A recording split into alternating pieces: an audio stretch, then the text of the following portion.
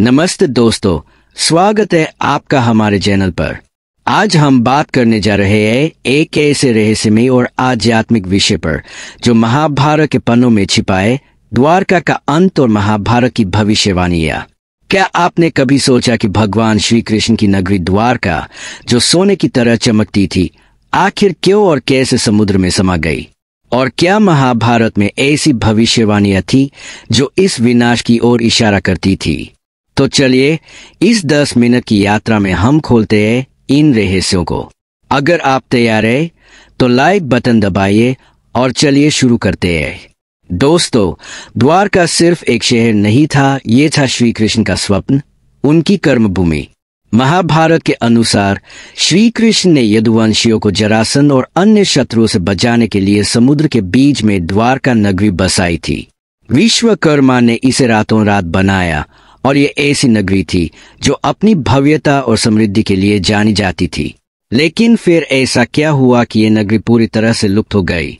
महाभारत के मौसला पर्व में द्वारका के अंत की कहानी विस्तार से मिलती है, लेकिन उससे पहले कुछ भविष्यवाणियां जो इस विनाश का संकेत दे रही थीं।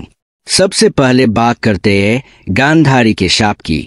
जब कुरुक्षेत्र युद्ध खत्म हुआ और गांधारी ने अपने सुपुत्रों की मृत्यु का दुख देखा तो उन्होंने श्री कृष्ण को शाप दिया।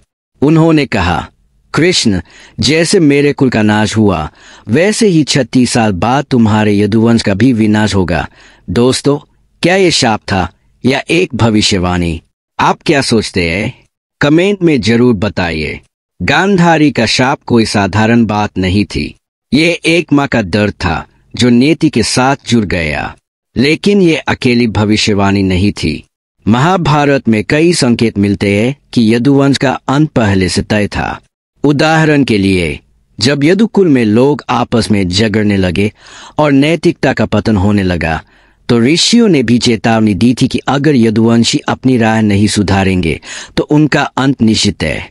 अब बात है उस घटना पर जिसने द्वारका के अंत की नींव रची, यदुवंशियों का आपसी संघर्ष। महाभारत बताती है कि एक बार यदुवंशियों ने प्रभास क्षेत्र में एक उत्सव मनाया, लेकिन वहां शराब और अहंकार के नशे में वो आपस में भिड़ गए। और दोस्तों, ये कोई साधारण झगड़ा नहीं था। ये एक ऐसा युद्ध था जिसमें यदुवंशी एक दूसरे को मारने लगे।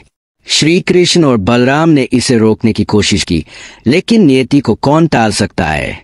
इस युद्ध में एक अजीब सी बात थी। यदुवंशियों ने एरका नाम की घास को हथियार बनाया जो लोहे की तरह मजबूत हो गई थी। ऐसा क्यों हुआ? क्योंकि ये भी एक शाप का हिस्सा था। कहते हैं कि एक बार कुछ यदुवंशी बच्चों ने मजाक में शाम को गर्भवती स्त्री के वेश में ऋषियों के सामने पेश किया। ऋषियों ने गुस्से में कहा, ये तुम्हारा मजाक तुम्हारे कुल का नाश करेगा। शाम के गर्भ से एक मूसल निकलेगा जो यदुवंश को खत्म कर देगा, और वही मूसल उस घास के रूप में सामने आया। दोस्तों, ये कहानी हमें एक गहरी सीख देती है। अहंकार, अनुशासनहीनता और दूसरों का अपमान, ये सब किसी भी समाज के पतन का कारण बन सकते हैं।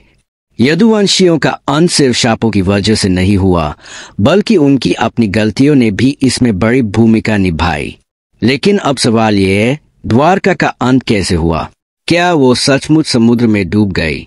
महाभारत के अनुसार जब यदुवंश का नाश हो गया और श्री कृष्ण ने भी अपनी लीला समाप्त की, तब द्वारका पर प्रकृति का कहर टूट पड़ा। समुद्र ने अपनी लहरों से द्वारका को अपने आगोश में ले लिया। कहते हैं कि ये सब कुछ इतनी तेजी से हुआ कि कोई कुछ समझ ही नहीं पाया। लेकिन क्या ये सिर्फ एक प्राकृतिक आपदा थी या इसके पीछे भी कोई आध्यात्मिक कारण था? आज के वैज्ञानिक और पुरातत्वविद भी द्वारका के अवशेषों की खोज कर रहे हैं। गुजरात के तट पर समुद्र के नीचे मिले अवशेष ये साबित करते हैं कि कोई भव्य नगरी वहां थी। लेकिन दोस्तों, महाभारत हमें ये भी बताती है कि द्वारका का अंत सिर्फ एक भौतिक घटना नहीं थी। ये श्री कृष्ण की लीला का हिस्सा था। उन्होंने स्वयं कहा था कि जब उनका कार्य इस धरती पर पूरा हो जाएगा तो द्वारका भी उनके साथ चली जाएगी। महाभारत की भविष्यवाणियां सिर्फ द्वारका के अंत तक सीमित नहीं थीं। इसमें कलयुग के बारे में भी कई बातें कही गई है।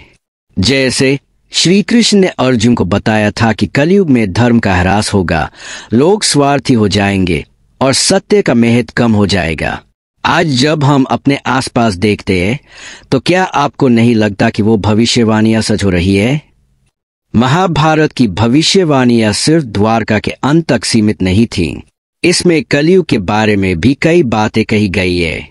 अगर आपको ये वीडियो पसंद आया तो लाइक करें, शेयर करें और हमारे चैनल को सब्सक्राइब करना न भूलें। बेल आइकन दबाइए ताकि आपको हमारे हर नए वीडियो की खबर मिले। अगले वीडियो में मिलते हैं, तब तक के लिए जय श्री कृष्ण। नमस्ते।